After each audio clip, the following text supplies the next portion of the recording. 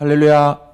자, 오늘 말씀의 제목은 내가 매일 십자가 앞에 시리즈 12번째 내가 십자가에 못 박은 예수, 내가 십자가에 못 박은 예수라는 제목으로 하나님 말씀 전하겠습니다. 런던에 있는 템플 교회라고 있습니다. 아주 크고 역사적으로도 유명한 중요한 교회인데, 이 템플 교회의 교인이었던 에밀 매틀러라는 크리스찬이 있습니다. 근데 이분이 식당을 크게 경영을 하는데 돈이 없는 사람들한테는 공짜로 밥을 먹이기도 하고, 기독교 단체나 선교 단체에서 후원을 바란다고 이야기를 하면은 큰 돈을, 상당한 액수를 기부하는 분으로 유명한 그런 크리스찬이었습니다. 그런데 하루는 이 선교 단체에 사람이 와서 이 에밀 매틀러에게 또 기부를 부탁하면서 큰 금액을 이제 받게 됐습니다. 그런데 가만히 이렇게 지켜보니까 이 에밀 매틀러가 자기 식당에 있는 금고에서 돈을 빼서 이 선교단체에게 헌금을 하는데, 그 모습을 이렇게 지켜보면서 뭔가 이상했습니다. 왜냐하면 그 금고 안에, 식당 금고 안에 15cm 정도 되는 큰 대못이 그 금고 안에 담겨 있는 걸 보게 됩니다. 그래서 묻습니다. 저게 어떤 못입니까? 왜 금고 안에 돈이 아니라 못이 들어있습니까? 라고 물으니까 에밀 매틀러가 이렇게 이야기합니다. 예수님께서 나를 위해서 십자가에서 못 박히신 그때에 정확히 이 못과 같은 그런 못에 주님이 손과 발에 못이 박히셨습니다. 그러니 내가 돈을 누군가에게 주고 헌금을 하고 할 때에 마음이 인색해질 때 이 금고 안을 쳐다보고 예수님 날 위해서 십자가에 못 박히신 그 못을 보게 되면 내 마음이 전혀 인색해지지 않습니다. 왜냐하면 예수님은 나에게 전부를 주셨기 때문입니다. 이렇게 고백을 했습니다.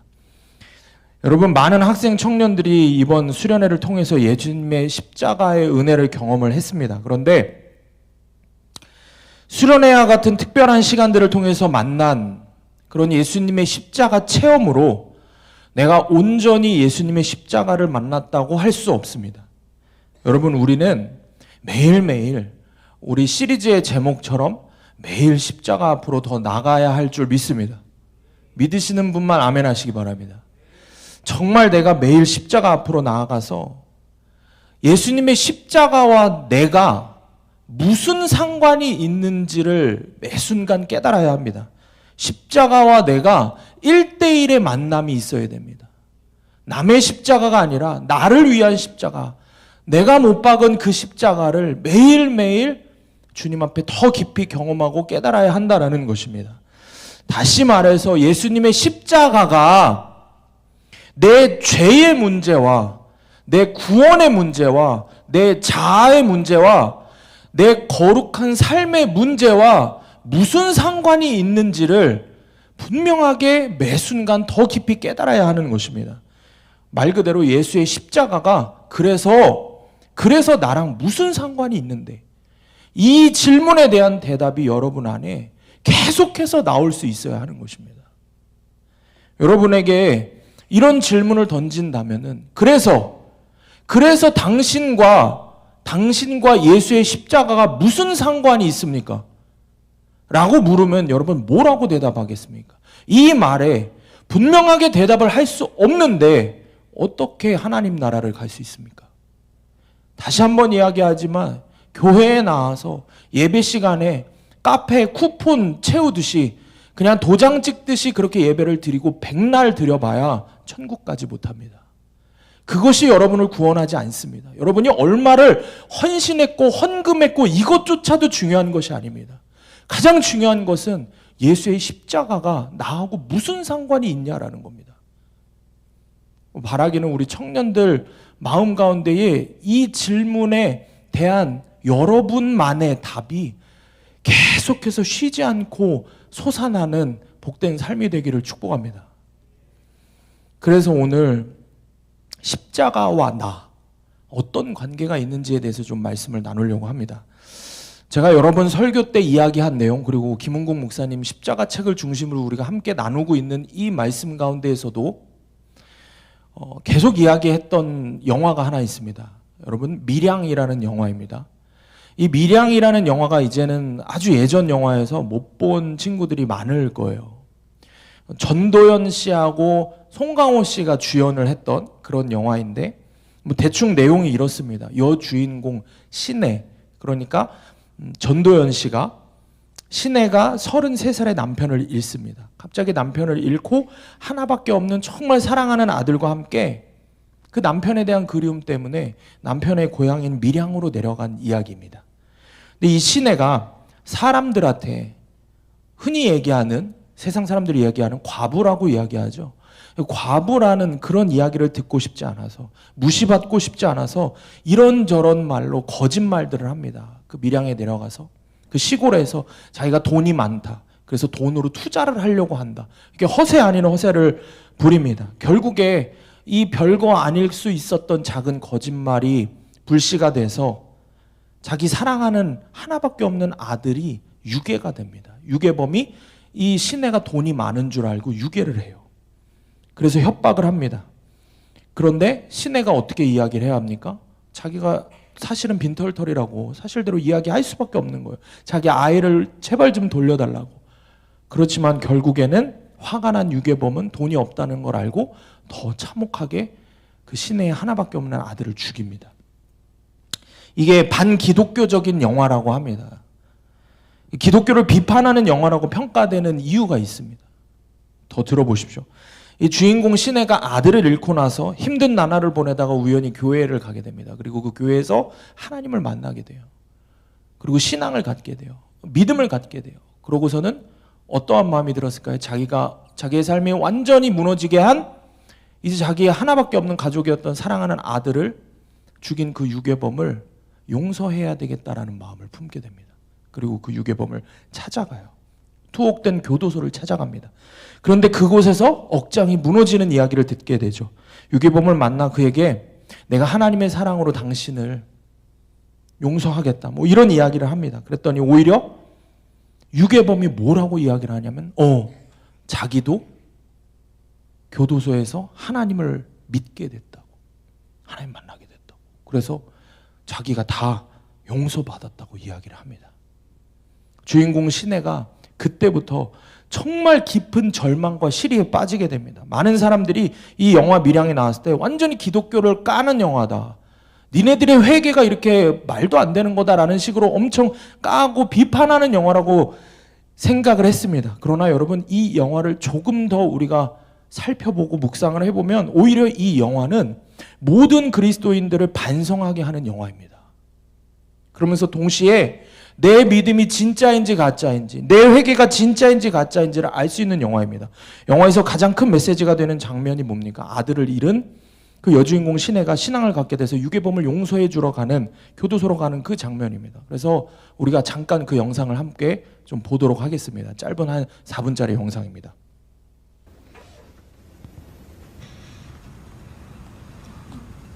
얼굴이 좋네요, 생각보다. 죄송합니다.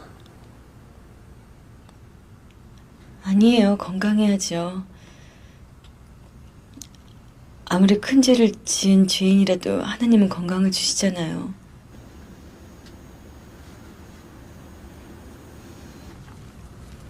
이 꽃 오다가 길가에 핀 걸 꺾어왔어요. 이 안에선 꽃 보기 힘들잖아요. 예쁘죠? 이 예쁜 꽃도 하나님이 우리에게 주신 선물이에요. 내가 오늘 여기 찾아온 건요, 하나님의 은혜와 사랑을 전해주러 왔어요. 나도 전에는 몰랐어요. 하나님이 계시다는 것도 절대 안 믿었어요. 내 눈에 안 보이니까 안 믿었죠. 그런데 우리 준이 때문에 하나님의 사랑을 알고 비로소 마음의 평화를 얻고 새 생명을 얻었어요. 그분의 사랑과 은혜를 느낄 수 있다는 게 얼마나 감사하고 행복한지 몰라요. 그래서 내가 여기까지 찾아온 거예요. 그분의 사랑을 전하기 위해서요. 고맙습니다.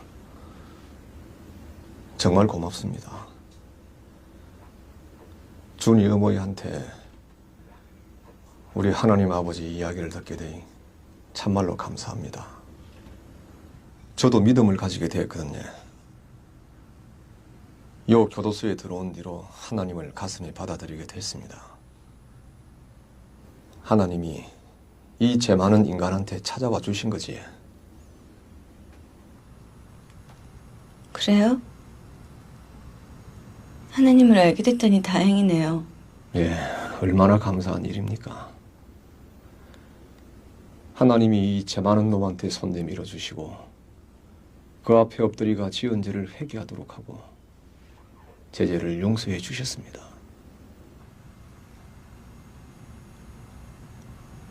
하나님이 죄를 용서해 주셨다고요? 예, 눈물로 회개하고 용서받았습니다. 그러고 나서부터 마음의 평화를 얻었습니다. 아침에 일어나자마자 기도하고 하루하루가 얼마나 감사한지 모릅니다. 하나님한테 회개하고 용서받으니 이래 편합니다, 내 마음이. 요새는 기도로 눈 뜨고 기도로 눈 감습니다. 주의 어머니를 위해서도 항상 기도합니다. 죽을 때까지 할 겁니다. 그런데 앉아 이래 직접 만나고 보니 하나님이 역시 제 기도를 들어주시는 것 같습니다. 솔직히 난 걱정 좀 했었는데 잘 됐습니다. 처음에 딱 들어오는데 얼굴이 뻔하게 너무 얼굴이 좋아 보이는 기라요. 야, 교도소 들어앉은 죄인축은 얼굴이 너무 좋아 보인다. 난 속으로 그렇게 생각했는데 알고 보니 그 친구도 하나님을 믿게 됐다는 거야. 하나님 믿고 구원받으면서 그리 마음이 편해졌다는 기라요. 그러고 나서는 뭐 하나님 얘기만 한 거죠, 서로. 그 친구 얼굴 좋대. 하나님 힘이 무섭대요. 그럼 하나님 힘이 무섭지. 그럴 줄 알았으면 우리 같이 좀. 신혜 씨 어디 가요? 여기 이차입니다.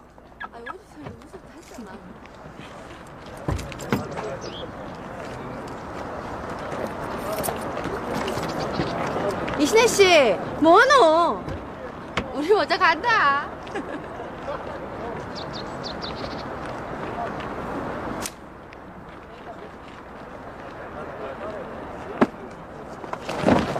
신혜 씨, 뭐야 어지러노? 아, 어쩌노? 신혜 씨.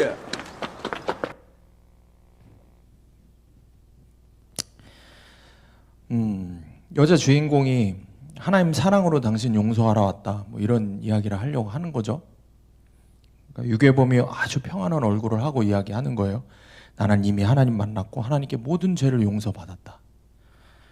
여러분, 다른 거 다 필요 없고 자, 감정이입을 좀 해봅시다. 여러분이 만약에 이 여자 주인공 시내라면 어떨 것 같습니까? 어떤 기분이 들 것 같습니까? 아멘이 나오겠습니까? 저라면은 그 유괴범 가만히 안 둡니다. 그 앞에 뭐 유리가 있든 뭐가 있든 아마 있는 대로 부셔서라도 그 유괴범을 어떻게든 가만두지 않으려고 할 겁니다. 실제로 이 영화에서도 이 가증스러운 이 유괴범의 고백을 듣고 충격을 받아서 쓰러지죠. 그리고 영화 내내 시내에 방황하는 모습을 묘사를 합니다. 여러분, 우리가 이 영화에서 나의 모습을 찾을 수 있어야 됩니다. 여러분의 모습을 찾아야 돼요. 유괴범의 모습 속에서 내 모습을 찾을 수 있어야 됩니다. 이 파렴치한 유괴범의 모습에서. 여러분, 믿음이 뭡니까? 여러분, 회개가 뭡니까? 많은 그리스도인들이 믿기만 하면 구원받는다고 자부하는데 도대체 뭘 믿는다는 거죠? 그리고 예수 믿고 그래서 회개했다고 하는데 그럼 또 여러분이 얘기하는 회개는 도대체 뭡니까? 오늘 우리는 이 믿음과 회개에 관해서 좀 살펴보려고 합니다. 100여 년 전에 영국에서 구세군 창설자인 윌리엄 부스가 앞으로의 기독교는 어떤 기독교가 되겠냐, 어떤 기독교가 되겠냐라고 물었더니 윌리엄 부스가 이렇게 이야기를 합니다. 앞으로의 기독교는 성령 없는 기독교가 될 것이다. 예수 없는 기독교가 될 것이다.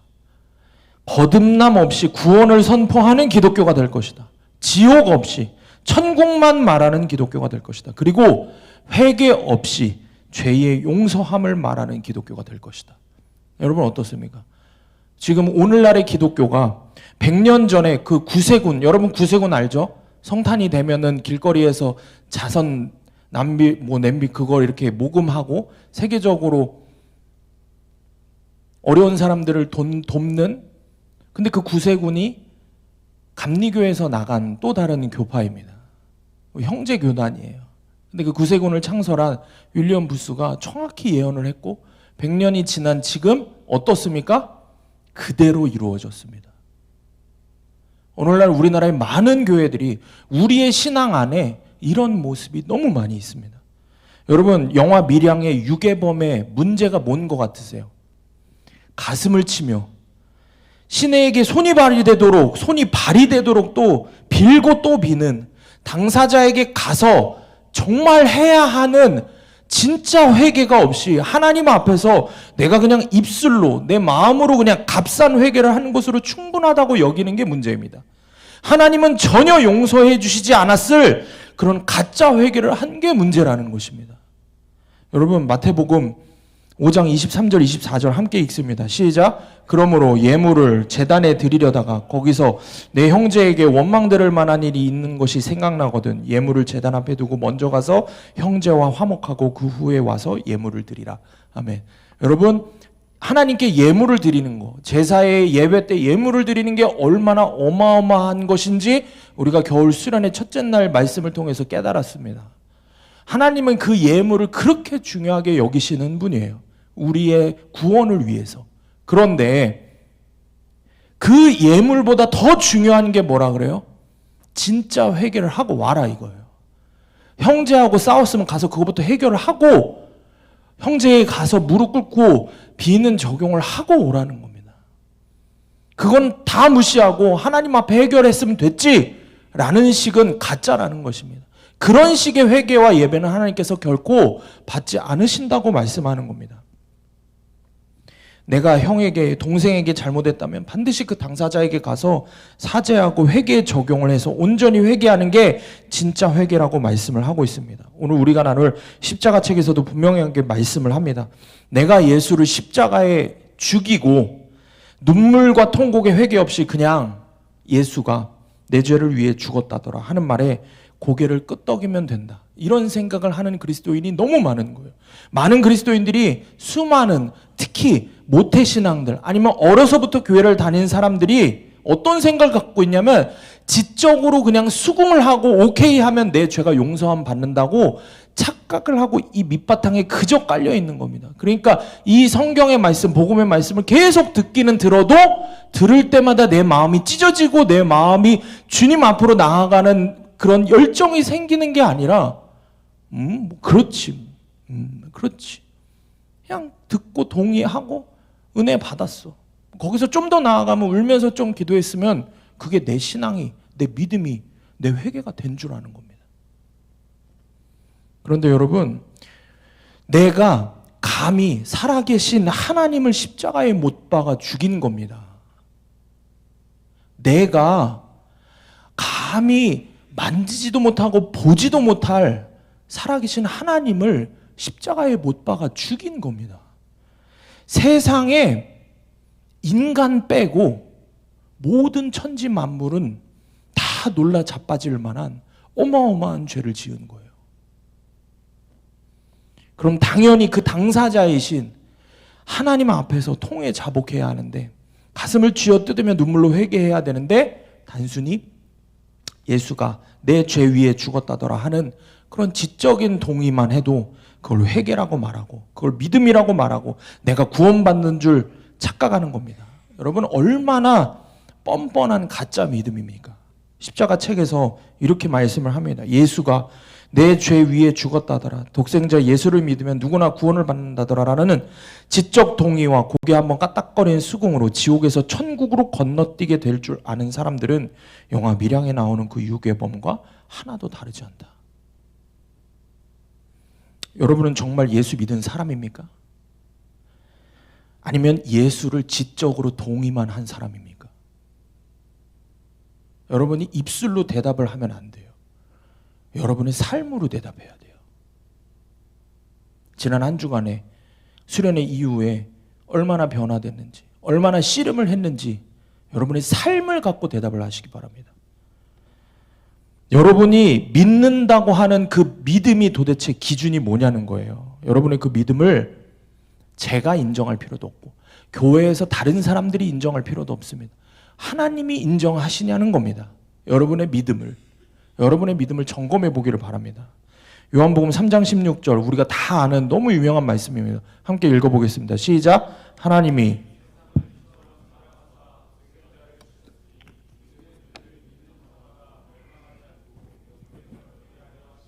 아멘. 어떤 사람들은 이렇게 얘기합니다. 성경을 꽉 짜서 결국엔 남는 말씀이 요한복음 3장 16절이라고 이야기를 합니다. 그만큼 복음 중에 복음이고 가장 성경에서 정말 하나님이 우리에게 하시고자 하는 말씀이라고 표현을 합니다. 그런데 보세요. 예수를 믿는 자, 독생자를 믿는 자마다 멸망하지 않고 영생, 구원을 얻는다고 말합니다. 맞는 말씀입니다. 이 말씀을 우리가 오늘 함께 읽을 본문이 있는 그 사도행전 2장의 앞쪽에 있는 21절 말씀과 같은 맥락입니다. 함께 읽어보겠습니다. 시작. 누구든지 주의 이름을 부르는 자는 구원을 받으리라 하였느니라.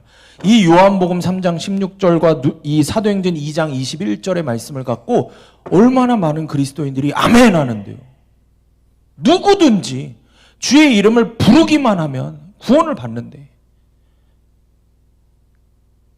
믿기만 하면 구원을 받는데, 정말 쉽죠. 독생자 예수 믿기만 하면 영생을 얻고 주의 이름을 부르는 자는 구원을 받는다고 합니다. 맞아요. 이 말씀, 기록된 말씀 그대로 맞아요. 그런데 그래서 예수 믿는다는 게 뭐냐는 겁니다. 예수 믿는 게 뭐냐는 거예요. 믿음으로 구원을 받았다고 하는데 그래서 믿음이 뭐냐는 겁니다.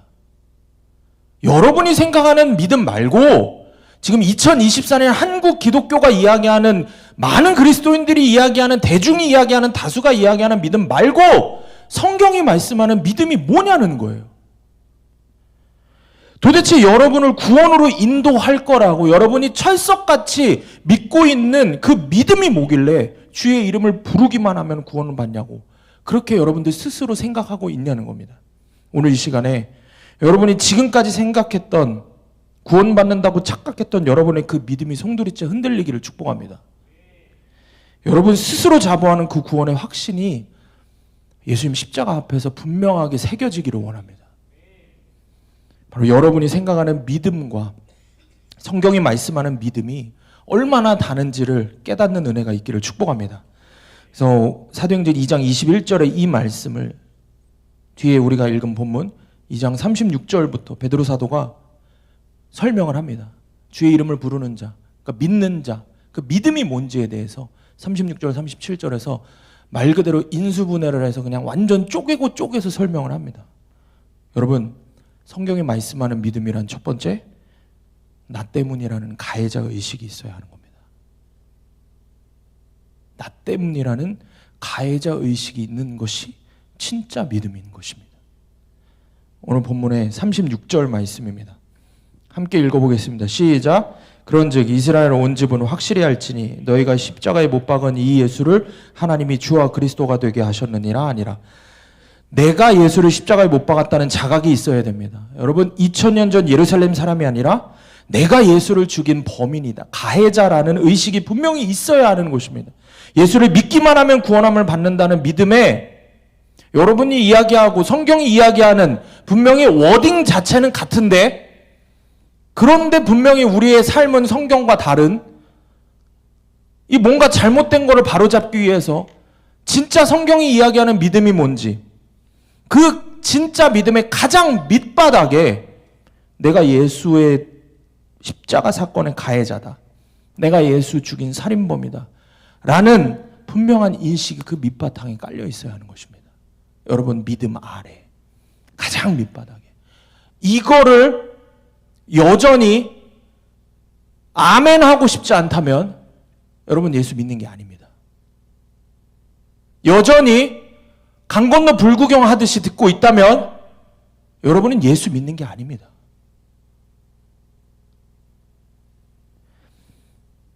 여러분에게 이 인식이 있는지 생각을 해보길 바라요. 나는 2000년 전에 태어나지도 않았고 예수의 손에 내가 못도 박지 않았는데 왜 내가 예수를 죽였습니까? 여러분 이런 말장난을 하고 싶습니까? 아니면 그런 다 지나간 옛 성경 이야기, 교회학교나 여름 성경학교 때 들었던 예수님 십자가 이야기를 지금 나랑 연관 짓는 게 싫습니까? 즉 이 말씀을 수련회 때도 들었는데 또 듣는 게 싫습니까? 그럼 실제가 됐냐는 거예요. 우린 이렇게 어떻게 하면 핑계대고 외면하고 피해가고 남일처럼 그냥 말 그대로 내 구원의 일인데 내 구원, 내가 영원히 살지 영원히 죽을지에 대한 일인데 그 일에 대해서 강 건너 불구경하듯이 남일이에요.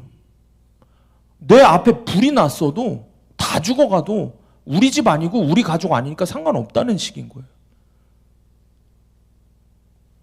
얼마나 예수님 십자가 사건을 그렇게 대하는지 모릅니다. 그럼 도대체 이렇게 배은망덕한 믿음이, 여러분 그 믿음이 도대체 여러분을 어떻게 구원하냐는 거예요. 그런 믿음으로 어떻게 내가 구원을 받을 수 있냐는 겁니다. 여러분이 얼마나 나 때문에 가해자 의식이 없는지 아십니까? 몇 가지만 생각을 해봐도 너무 할 이야기들이 많습니다. 그 중에 제가 이 최근에 가장 놀랐던 게 뭔지 아십니까? 우리 교회에서 성찬식을 할 때의 모습입니다. 성찬식 알죠? 목사님이 집례를 하시고 예수님의 피와 살을 우리가 떡과 포도주, 빵과 포도주를 먹으면서 기념하는, 기억하는, 되새기는 실제가 되기를 원하는 그런 시간입니다. 근데 성찬식을 할 때 저는 여러분처럼 그렇게 뜨뜨미지근하게 아무런 감흥 없이 드리는 사람들 보면 신기합니다. 여러분 모습이 얼마나 미량의 이 유괴범, 아까 그 영상 보셨죠? 얼마나 뻔뻔해요. 그렇지 않아요? 그 모습과 우리의 모습이 똑같은지 알아요? 말씀을 듣거나 찬양을 하는 것보다 이게 예배를 드리고 하는 이런 것보다 여러분 성찬식이 더 직간접적으로 예수님 십자가 죽음을 부활하는 그런 부활을 기억하는 시간입니다. 그래서 어떤 종교개혁자는 설교도 다른 어떠한 성례전도 다 중요하지 않다. 성찬 하나만 해도 충분하다. 이렇게 이야기를 합니다. 설교자가, 목회자가 앞에서 열심히 여러분들에게 말씀 전하고 기도합시다 하고 막 열심히 기도하는 것보다 진짜 진실한 마음으로 전심으로 성례전, 성찬에 한번 참여해서 예수님을 경험하고 기억하는 게 우리의 구원의 길이 더 분명해진다라고 이야기를 하는 겁니다. 그런데 여러분은 어때요? 여러분, 예수님이 여러분 위해서 십자가에서 찢기신 그 살을 먹는 거예요. 예수님이 여러분 위해서 십자가에 흘리신 그 피를 마시는 겁니다. 우리와 조금 신학적인 입장은 다르지만 카톨릭에서는 그래서 성찬을 할 때 실제로 그 빵과 포도주가 예수님의 피와 살이 됐다고 믿습니다. 실제로 그렇게 됐다고 믿어요. 그래서 빵은 주되 포도주는 주지 않아요. 이유가 뭔지 아세요? 예전에는 빵도 주지 않았어요. 그나마 요즘 나와서 그렇지. 매주 성찬을 하는데 왜 안 주는지 아세요? 포도주가 떨어지면 예수님의 보혈이 떨어지는 거예요. 땅바닥에 혹시라도 누가 떨어뜨리면. 그러면은 사제가 그걸 혀로 핥았어요. 엄청난 죄인 거예요. 우리가 그런 생각 합니까? 전혀 그런 거 없죠. 카톨릭 여러분, 제가 교회 탐방을 할 때 카톨릭 그 미사를 드리는 데를 가봤습니다. 모든 성도들이 다 무릎을 꿇어요. 무릎을 꿇을 수 있게 이렇게 특별하게 제작된 그 뭐가 있어서 이렇게 내리면 거기에 이렇게 무릎을 다 꿇어요. 모두가 다 무릎 꿇어요. 뭐 할 때? 성찬을 할 때. 설교를 들을 때도, 기도를 할 때도 무릎을 안 꿇는데 성찬을 딱 시작하면은, 사제가 성찬을 시작하면 다 무릎 꿇어요. 할아버지부터 아이까지 다.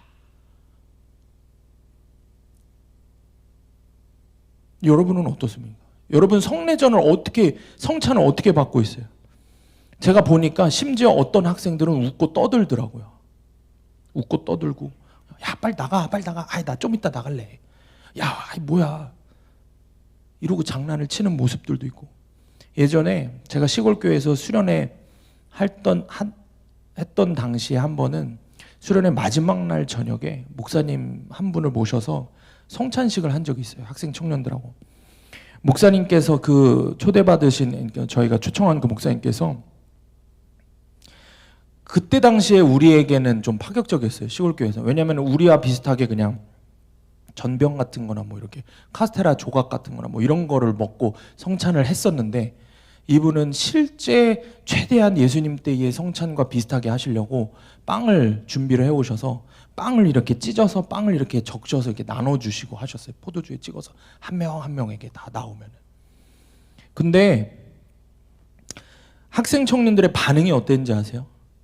정말 잊지 못하는 게, 먼저 목사님께서 큰 빵을 하늘에 드시고 축사하시고 그거를 예수님 몸이라고 이야기를 하시고 두 조각으로 이렇게 찢었어요, 빵을. 그걸 찢는데 그 광경을 보고 정말로 한 학생이 큰 소리로 울면서 통곡하기 시작했어요. 왜냐하면 예수님 살이 찢기는 거예요. 제가 너무 놀라서 조용히 하라고 해야 하나 이 생각이 들 정도로 너무 큰 소리를 지르면서 통곡을 하는 거예요. 그 친구를 보면서 다른 친구들이 어땠을까요? 여기저기서 흐느끼기 시작했어요. 지금 여러분 한 번도 그런 성찬 경험해 본 적 없죠? 여러분 평생 모태신앙으로 자라면서 지금 이해가 안 되는 거죠. 뭔 소리를 하는 거지? 그러는 거예요. 그만큼 우리의 믿음이 바닥인 거예요. 예수님을 대하는 모습이. 그 아이들이 그 찢은, 그 식빵 찢어지는 그 모습을 보고 통곡을 하고, 통곡을 하는 애를 보고 다른 애들이 다 울기 시작하는 거예요. 조용히 자기 입을 틀어막으면서 애들이 무릎 꿇고 시키지도 않았는데 무릎 꿇고 울면서 기도하는 거예요. 그러면서 애들이 뭐라고 얘기하는 줄 알아요? 그 친구가? 뭐라고 얘기하는 줄 알아요? 예수님 안 돼요. 예수님 안 돼요. 안 돼요. 그러면서 그러는 거예요. 자기 때문에 그렇게 몸이 찢기시면 안 돼요. 그러면서 통곡을 하면서 그 어린아이가 무릎을 꿇고 울면서 그렇게 기도를 하는 거예요. 성찬 아직 나누지도 않았어요. 이제 성찬을 시작했는데 벌벌 떨면서 통곡을 하는 거예요. 목사님이 성찬 진행 이제 하시면서 포도주를 따르시고 포도주에 빵을 찍어서 이제 아이들에게 나눠주시라고 한 명씩 나오라 그랬어요. 여러분 어떻게 됐을까요? 여러분 같으면 야 네가 먼저 나가, 네가 먼저 나가, 아이 깔깔깔깔대고 웃죠. 애들이 못 나오는 거예요. 못 나가겠다는 거예요. 도저히 못 나가겠다는 거예요. 자기 예수님한테 너무 미안해서 너무 죄송해서 못 나가겠다는 거예요. 나를 붙들고 그런 거예요. 전사님 내가 무슨 죄 지었는지 알잖아요. 근데 내가 어떻게 나가서 성찬을 받아요? 이러면서 우는 거예요. 저를 붙잡고 수련회 전에 이런저런 죄를 지었다고 시키지도 않았는데 저를 붙들고 울면서 고백하는 거예요. 자기같이 더러운 놈이 어떻게 예수님 피와 살을 먹냐고. 그럴 수 없다고 붙잡고 통곡하는 거예요. 그래서 성찬식이 진행이 안 되고 울음바다가 된 거예요. 결국에는 제가 시켜서 교사들이 나가서 먼저 성찬을 받으라 그랬어요. 성찬을 받았어요. 교사들이 덜덜덜덜덜 떨면서 받았어요. 여러분 어땠을까요? 여러분 어때요? 딱 넣고 마시고 아유 오늘은 포도주가 너무 진하네 뭐 이런 생각하죠? 이 친구들이 이걸 입에 넣고 삼키지를 못하는 거예요. 교사들이 벌벌벌벌 떨면서 자기 자리에 돌아와서도 이걸 먹지를 못하는 거예요.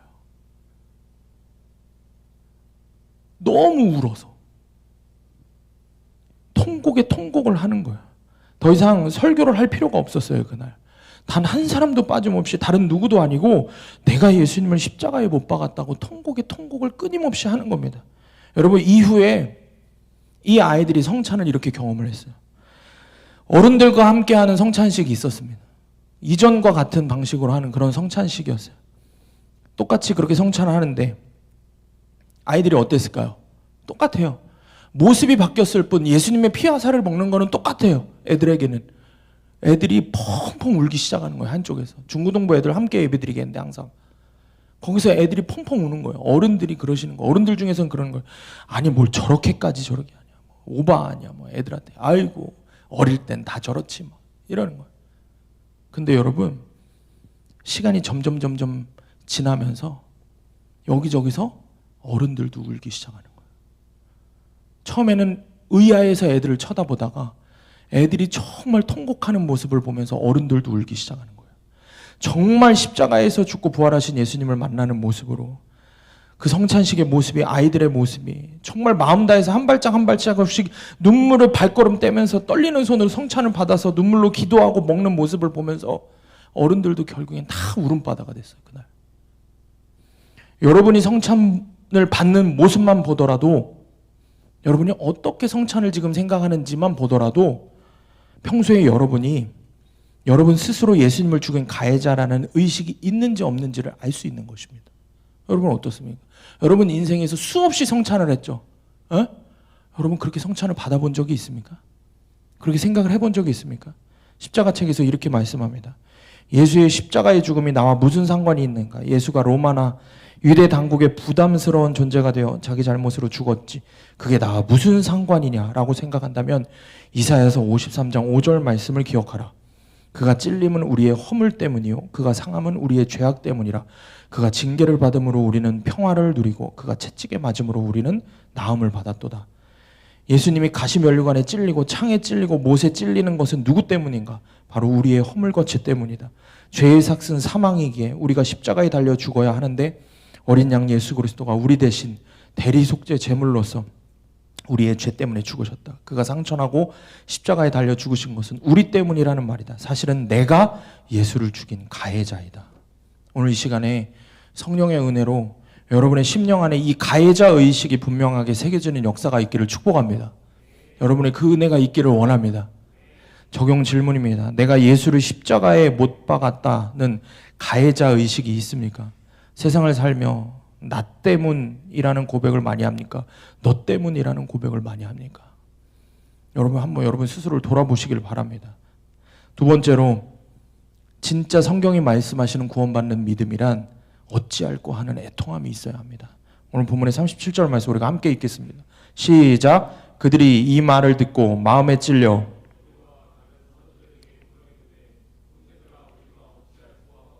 내가 예수를 죽였다는 가해자 의식이 분명해지니까 당연한 다음 모습은 어찌할꼬 하는 애통함이 여러분 안에 있는 겁니다. 여러분 내 죄악을 흠없는 어린 양 예수 그리스도께 전가시켰다고 했습니다. 내가 죽어야 될 죽음을 흠이 하나도 없으신, 죄가 하나도 없으신, 죄가 무엇인, 성경에 보면은 죄가 뭔지도 모르는 분이라고 예수님을 표현합니다. 죄가 없는 게 아니라, 적은 게 아니라 죄가 무엇인지도 모르는 분이라고 예수님을 표현합니다. 그분이 100% 머리부터 발끝까지 죄인인 나를 위해서 대신 죽으신 겁니다. 사형장에서 내가 사형수로 내가 죽어야 되는데 예수님이 그러는 겁니다. 얘 대신해서 내가 죽을게요. 이 사람을 용서해 주세요 하면서 사형대에서 대신 자기가 죽으신 겁니다. 여러분 당시 예루살렘 광장에서 베드로의 이 말씀, 이 지금 선포되는 말씀을 듣고 정말 내가 예수를 십자가에 못 박았구나 깨닫게 된 그 사람들처럼 우리도 내 죄 때문에 예수님이 죽었으니 어찌해야 합니까? 하면서 통곡하며 가슴을 쳐야 한다는 것입니다. 베드로는 너희가 예수를 죽였다라는 사실을 정말 한치의 물러섬도 없이 분명하게 주지를 시켰습니다. 23절에 보면은 그가 하나님께서 정하신 뜻과 미리 아신 대로 내준 바 되었거늘 너희가 법 없는 자들의 손을 빌려 못 박아 죽였으나 라고 말씀합니다. 너희가 라고 분명히 이야기합니다. 남이 아니라 내가 예수를 죽였다는 인식이 있어야 합니다. 이 인식이 분명히 있어야 예수를 믿는 겁니다. 없다면 여전히 예수 믿는 게 아닌 겁니다. 여러분 평생 여러분 기억하고 마음에 새기시길 바랍니다. 여러분 교회 다닌다고 예수 믿는 게 아닙니다. 여러분 이해가 됩니까? 납득이 됩니까?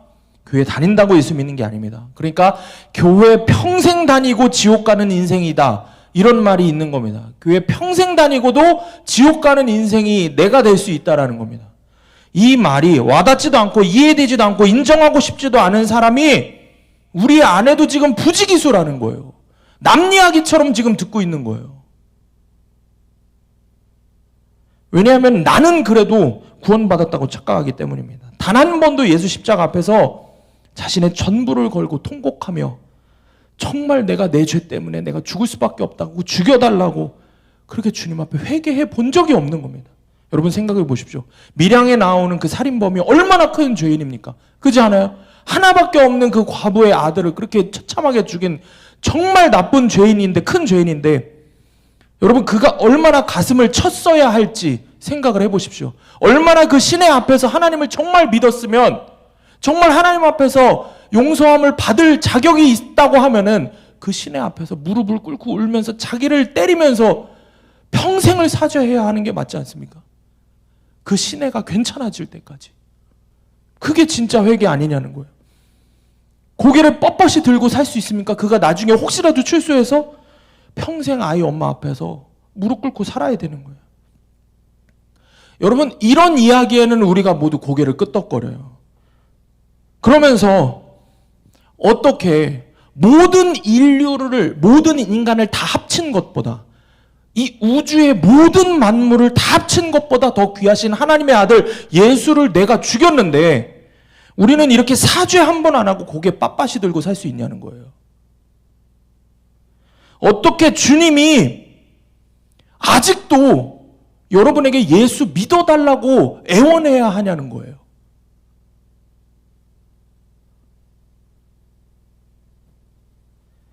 그냥 수련회나 기도회나 내 삶에 고난이 올 때, 은혜가 좀 있을 것 같을 때 잠시 잠깐 통곡하는 거예요. 여러분 그게 무슨 회개입니까? 그게 어떻게 회개냐는 거예요. 여러분 회개가 뭐예요? 회개가 뭐라 그랬어요? 아주 간단해요. 다시는 그 짓 안 하는 게 회개입니다. 여러분이 지은 그 죄, 그 짓 안 하는 게 회개입니다. 그럼 여러분 진짜 회개했냐는 거예요. 그렇게 울며 회개를 하면서도 여러분 마음에 이런 마음이 있잖아요. 내가 정말 그 짓을 다시 안 할 수 있을까? 못할 것 같은데. 여러분 왜 이런 마음이 드는지 알아요? 그러니까 왜 무슨 얘기를 하는지 알아요? 세상 거 다 누리고 나중에 믿을게요. 이런 말도 안 되는 소리를 하는 거예요. 자기가 할 수 있다고, 자기한테 선택권이 있다고 착각을 하는 거예요. 여러분 왜 이런 마음이 여전히 우리 안에, 여전히 회개를 하면서도 온전히 끊어내지 못할 것 같은데, 그러니까 아예 하지 말아야지, 왜 이런 마음이 들까요? 여러분 안에 정말 내가 예수 죽였다는 가해자 의식이 분명하게 새겨져 있지 않기 때문입니다. 여러분에게 내가 감히 예수를 죽였구나 하는 가해자 의식이 있습니까? 어찌할꼬 하는 애통함이 있습니까? 여러분 예수님의 시신을 보고 내 가슴을 치는 애통함이 있기를 축복합니다. 예수님 몸에 창자국에서 보혈을 흘리시는 그 예수님 볼 때 내가 예수 죽였다는 그 누구보다 강한 자책이 내 안에 있기를 축복합니다. 그 애통함이 있는 사람들이 진짜 회개의 길을 걷는 거예요.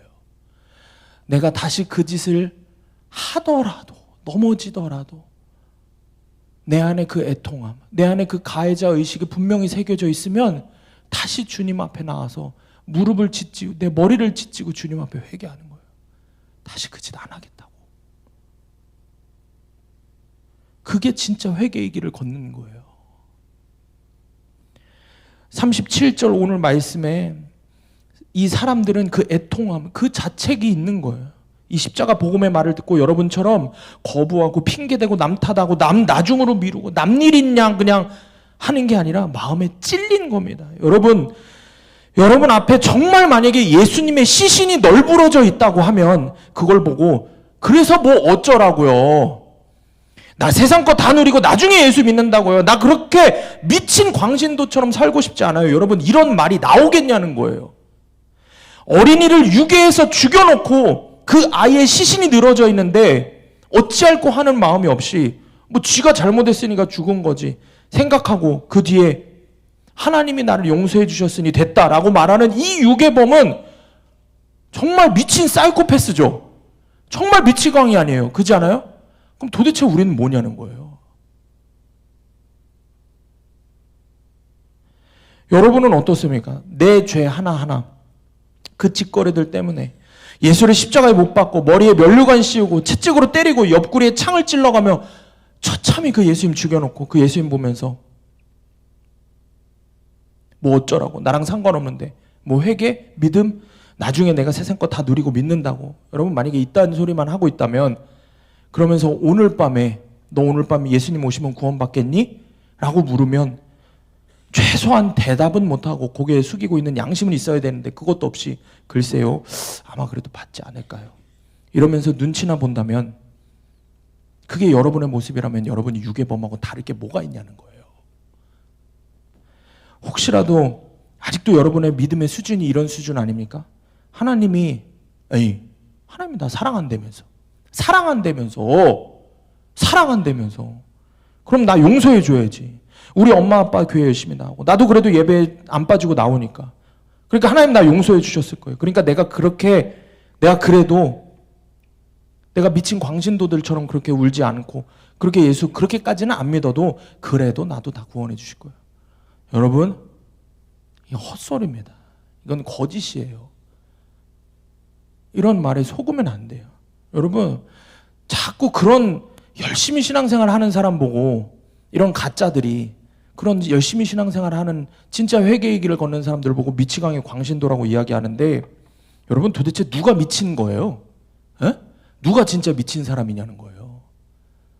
그 예수의 십자가를 알고도 보고도 듣고도 깨닫고도 여전하는 방식으로 찬양 하나 하면은 입 하나 뻥끗 안 하고 기도하라고 하면 기도 하나 뻥끗 안 하고 집으로 돌아가서는 세상 유흥가 뭐 세상 노래들 뭐 그런 건 열심히 잘 불러 제끼고 친구들하고 떠들 땐 열심히 떠들어대면서 교회에서 주님 찬양하고 말씀 읽고 기도하자고 하는 때는 꿀먹은 벙어리예요. 가해자 의식이 하나도 없어요. 여러분 그 사람이 미친 사람인 겁니까? 아니면 예수님 십자가에 죽인 게 나라는 그 자책 때문에 가해자 의식 때문에 남이 뭐라고 하든 미친 듯이 소리 지르면서 찬양하고 울면서 기도하고 땅을 치면서 기도하고 회개하는 사람이 미친 겁니까? 누가 미친 겁니까?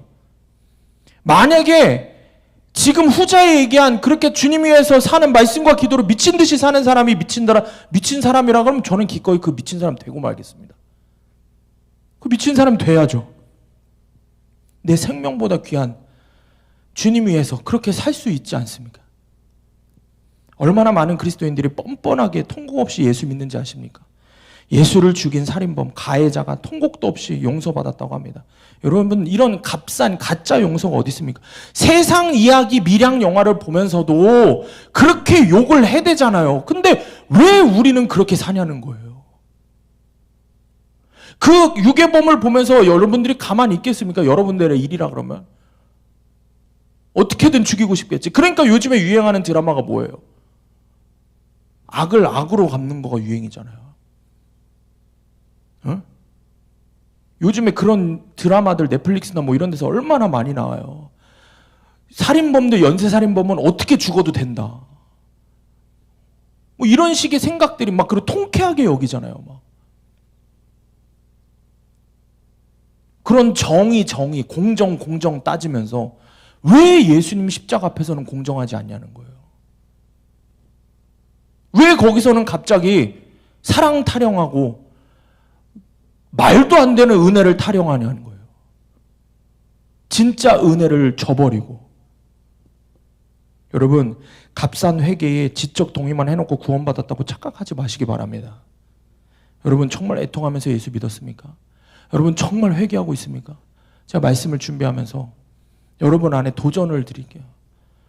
제가 초등학교 때 6학년 때 처음 예수님 만나고 그러고 나서 정말 죽으려고 자살하려고 했던 우울증과 그런 어려움에 힘들어하던 학교를 자퇴하고 힘들어했던 18살 시기에 다시 주님 만나고 그렇게 주님을 계속해서 만나는 그 십자가 안에서 주님 만나는 과정 가운데 정말 주님을 사랑하는 마음이 점점 더 심해지고 여러분 안에서 제가 정말 이해가 안 되는 게 술 먹는 거, 회사에서 술 끊고 하는 거. 여러분들 전사하면 어차피 만나는 사람이 다 예수 믿는 사람이니까 모르잖아요. 얼마나 세상에서 술 거부하는 게 힘든데요. 웃기지 마. 내가 20살 때 나는 체육관에서 일을 했어요. 체육관에서 사범으로 일을 했어요. 3년 동안. 사범으로 일을 하면서 거기 회원들 관리하면서 내 아버지 뻘 되는 아저씨들이 나 술 먹이려고 3년 동안을 별짓을 다 했어. 술 한 방울도 입에 대지도 않았어요. 별의별 짓을 다 했어. 말도 안 되는 소리 하지 마.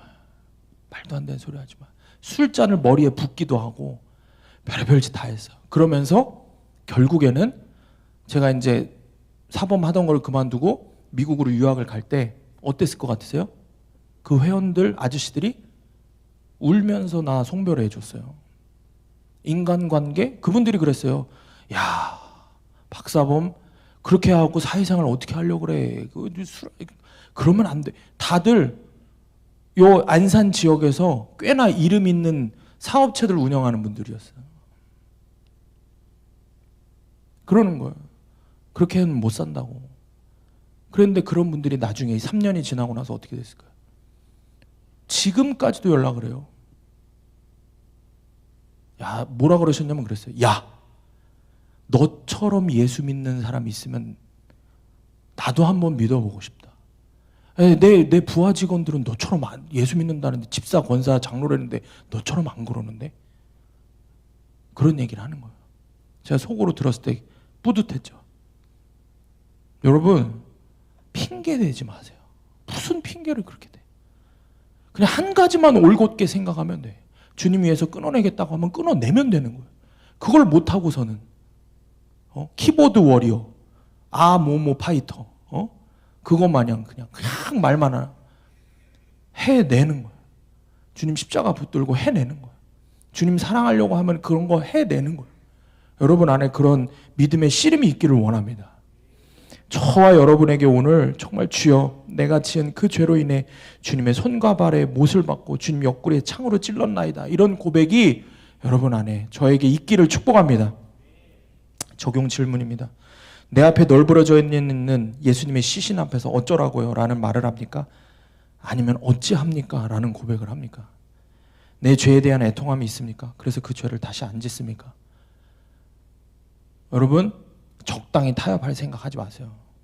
적당히 나중에 해야지 생각하지 마세요. 지금이 때이고 지금이 기회인 거예요. 죄를 끊어버리고 주님 앞에 나오고 십자가 앞으로 나아갈 시간이 지금밖에 없는 거예요. 정신 똑바로 차리고 우리 청년의 때에 신앙생활 똑바로 해야 돼요, 여러분. 아시겠죠? 제가 수도 없이 사역을 하면서 학생 때, 청년 때, 여러분 지금 타협해서 적당히 신앙생활 하잖아요. 여러분 나이가 먹는다고 교회에 연륜이 생기고 직분이 생긴다고 여러분이 생명을 살리는 사람이 될 것 같습니까? 여러분 생명도 어떻게 하지 못합니다. 그러면서 평생 교회 다니고 지옥 가는 인생이 되는 겁니다. 내가 그 인생이 될 거라는 두려움으로 하나님 앞에 살아야 되는 거예요. 내 마음에 찔림이 있으면 해내야 되는 거예요. 해내기 시작해야 되는 거예요. 나중으로 미루지 마시기 바랍니다. 말씀을 맺습니다. 십자가 책에 이런 내용이 있습니다. 차를 몰고 가다가 애를 치어 죽였다고 생각해보라. 그 죄의식이 평생 그를 따라다닐 것이고 그는 평생 자책감에 살게 될 것이다. 그렇다면 나의 허물과 죄로 예수를 죽여놓고 아무 사과나 사죄 없이 보낸다는 것이 말이 되는가? 예수를 믿는 믿음의 회개 안에는 엎드려 울며 기도하고 죄를 자복하며 통회하는 것이 포함되어 있다. 그런데 우리는 지금 안구건조증에 시달리고 있다. 마음이 강팍해졌다. 우리 마음의 물기가 사라졌고 우리 영혼의 수분이 다 말라버렸다. 그렇게 퍽퍽하게 예수를 믿어나간다. 여러분에게 이런 모습이 하나도 없기를 축복합니다. 여러분에게 이런 모습이 절대 있으면 안 돼요. 절대 있으면 안 되고 날이 지나면 지날수록 내가 분명한 건 초등학교 6학년 여름성경학교 때 만났던 그 예수님, 그때 사랑했던 예수님보다 지금은 더 예수님 사랑하고 있습니다. 저는 그 기도밖에 없는 거예요. 매일매일 예수님을 향해서 더 울게 해달라고. 그런데 학생 청년들, 제가 이번에 수련회 끝나고 아는 친구들도 있지만 수련회 끝나고 오른쪽 눈이 잘 안 보이기 시작했어요. 수련회 끝난 다음 날부터 오른쪽 눈이 안 보여서 눈이 너무 안 좋아서 그 수련회 끝난 다음 주에 수요일 날 제가 수요예배 설교를 했는데 올라와서 이제 세팅을 좀 하려고 하는데 앞에 찬양단 하시는데 연습하시는데 아이패드가 잘 안 보이는 거예요. 아이패드가 잘 안 보이고 자꾸 그러니까 새벽 기도 때 새벽에 설교를 해야 되는데 이 어두운 데서 만약에 아이패드를 보면 아이패드 글씨가 너무 안 보이는 거예요. 이게 뭔가 이상하다 그러고 이제 안과를 갔어요. 안과를 갔더니 오른쪽 눈이 되게 길어요. 뭐 엄청 길어요. 뭐 중심 뭐 어쩌고 뭐 해갖고 그러니까 망막에 물이 찼대요. 양쪽에 이제 CT를 찍었는데 근데 의사 선생님이 그러는 거예요. 의사 선생님 첫 질문이 이거였어요. 직업이 뭐예요? 스테로이드 맞으세요? 그러는 거예요. 아니요. 계속 대답을 안 하고 다른 이야기를 안 하고 제가 왜요 그랬더니 대답을 안 하고 계속 그러더니 결국에는 정밀 검사를 받아야 된다고 해서 내과에 먼저 가서 뭐 정밀 검사가 좀 큰 거여서 신장하고 이런 것들을 체크를 좀 먼저 하고 오라 그래서 소견서를 받아오라 그래서 내과를 가서 확연서를 받아왔어요. 그리고 안과에 가서 2시간 동안 계속 이제 정밀 검사를 받았는데 양쪽이 다 눈이 지금 상태가 안 좋은 거예요. 이쪽 같은 경우는 왼쪽 같은 경우에는 이미 요 2, 3년 사이에 여러 번 물이 찼다가 빠져서 시력이 완전히 안 좋아진 거예요. 제가 원래 이쪽이 0.9, 뭐 1.0 이 정도였거든요. 근데 요 한 2, 3년 사이에 지금 0.3이 됐거든. 내가 이제 교회에서 컴퓨터 편집을 많이 해서 그런가 했거든. 그게 아니라 이제 안에 물이 찼다가 빠진 흔적들이 너무 많은 거예요. 몰랐는데 지금도 제가 이쪽 가리고 이렇게 여러분을 이렇게 보잖아요. 그러면 여기 지금 우리 벽에 줄이 쭉 있죠. 줄이 일직선이 있죠. 제가 어떻게 보이냐면 이쪽 이러면 오바가 아니라 이거 뭐 어떻게 설명해 줄 수도 없네. 이렇게 하면은 전 이렇게 보여요. 이게 꾸불꾸불 보여요. 직선으로 안 보이고 굴절돼서 보이는 거예요. 이쪽은. 근데 이쪽은 현재 물이 차 있는 상태고. 그래서 중요한 거는 의사 선생님 말은 그래요. 마지막에 이제 며칠 전에 정밀 검사 받고 나서 의사 선생님하고 얘기를 하는데 의사 선생님이 그러는 거예요. 이러다가 큰일 난다고. 무슨 일을 하시는지는 모르겠는데 제가 얘기를 끝까지 안 했거든요. 그냥 웃었거든요. 무슨 일을 하시는지 모르겠는데 이유는 하나밖에 없다고. 과도한 스트레스밖에 없다고. 과로밖에 없다고. 도대체 무슨 일을 하시는지 모르겠는데 계속 같은 패턴으로 하시면은 정말 큰일 난다고. 시력이 어떻게 될지 모른다고. 그래서 빨리 생활 패턴을 바꾸시지 않으면 안 된다고 이야기를 하더라고요. 그래서 지금 3주 동안 경과를 지켜봐야 돼. 그 안에 물이 다 빠져야 돼요. 일단 남일이라고 관심이 없나? 아니면 놀라서 그러나? 놀랄 일도 없는데 물이 빠져야 된대요. 물이 빠져야 돼요. 여러분 기도해 달라는 얘기예요. 기도해 주세요. 물이 빠져야 돼서. 근데 제가 어떤 마음이 들었냐면 그래서 뭐 레이저 치료도 받고 오고 막 그랬어요. 그래서 이틀 동안 거의 앞에 안 보였어요. 근데 제일 처음 들었던 생각은 이거였어요. 시력 남아있을 때 성경 더 많이 봐놔야지. 전도사니까 그런 소리 하는 게 아니라 정말 그런 마음이 드는 거예요. 주님 만나고 나서 이 오랜 시간 동안 내가 성경을 더 볼 수 있었는데 이 생각이 드는 거예요. 뭐 실명되는 거 아닌데 괜히 혼자 그런 생각이 들잖아요. 오바스럽게 그런 마음이 들잖아요. 뭐 실명된다는 것도 아닌데 괜히 그런 생각이 드는 거예요. 그런 생각이 들면서 내가 시력이 더 나빠지기 전에 주님 위해서 뭘 해야 되지? 뭘 해야 되지? 여러 가지 생각이 드는 거예요. 성경 많이 봐야지. 그리고 우리 학생 청년들 얼굴을 기록해 놓고 얼굴 사진을 좀 찍어 놓고 그걸 놓고 매일 기도해야지. 이 생각이 드는 거예요. 계속 기도해 줘야지. 더 기도해 줘야지. 이런 생각들이 계속 드는 거예요. 여러분은 어떻습니까? 여러분 마음 가운데에 여러분 제가 여기다 뭐라고 적어놨냐면은 제가 오늘 말씀의 결론은 이거예요. 여러분 예수 잘 믿읍시다. 정말 예수님 잘 믿으시길 바랍니다. 여러분 제가 드리고 싶은 말씀은 이거 하나예요. 후회 없이 예수님 사랑합시다. 정말 후회 없이 예수님 사랑합시다. 저는 너무 이게 감사한 게 이렇게 생각을 했어요. 왜 이 마지막에 이 이야기를 하냐면 김은국 목사님이 그랬죠. 우리가 지금 안구 건조증에 시달리고 있다. 제가 안과를 나오면서 하나님 앞에서 울면서 뭐라고 회개했냐면은 하나님, 내가 하나님 위해서 예수님 십자가 앞에서 우는 시간이 너무 많이 적어졌어요. 그러니까 이렇게 내 눈을 치시면서 내 영혼의 안구 건조증을 주님 치료하시는군요. 이런 고백이 나오는 거예요. 여러분 여러분 마음에 안구 건조증이 생기면 안 됩니다. 아멘?